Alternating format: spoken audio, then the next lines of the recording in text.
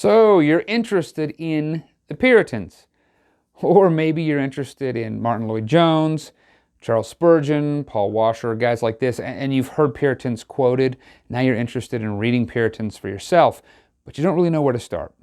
Enter Meet the Puritans with a guide to modern reprints.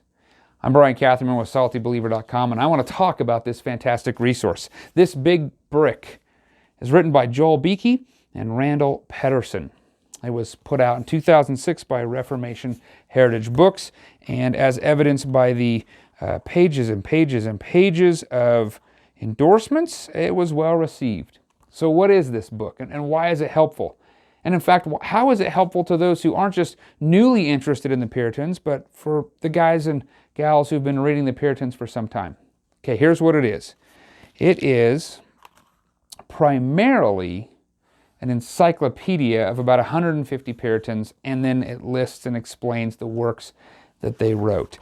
Before you get to those little 1 or 2 or 3 page biographies, you have a little history of English Puritanism, and then of course all those biographies, and then you have some appendices, collection of Puritan writings, the Scottish divines, the Dutch further Reformation divines, secondary sources on Puritans, so other works about Puritans and Puritanism, and then I really liked Appendix 5, The Great Tradition, a final word on Puritanism and our need today, which that was written by J.I. Packer. It is a wonderful read. Here's why this is so helpful.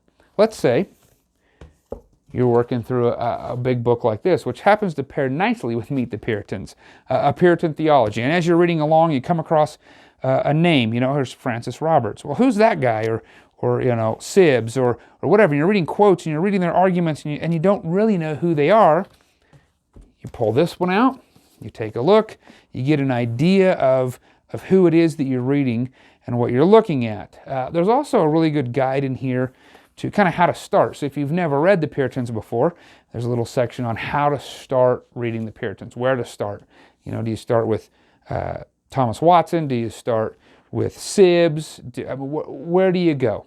Pilgrim's Progress, what are you going to read? And so it's just a really nice and helpful guide to help you get an overview of the Puritans, where to start, or maybe into some advanced areas, or if you're just not sure, who some Puritan is that you're studying, you can come and look them up. There is a couple things I really wish were included in this. I really wish there was a chronological order list of these Puritans. So rather than having them in alphabetical order, I could kind of see the progression of the Puritan writers and thinkers and how that was playing out over time.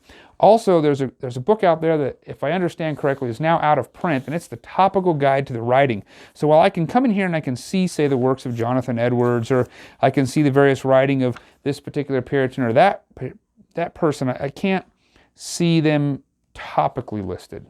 And if I understand correctly, that out-of-print guide is now being redone by Beeke, so there's a topical guide. But it would be nice to have a little bit of a topical guide in this book, and it would be really nice to have a chronological order or a good timeline of when these Puritans lived, so you could see it more in a 30,000-foot view. Otherwise, I love this book. I find it really helpful.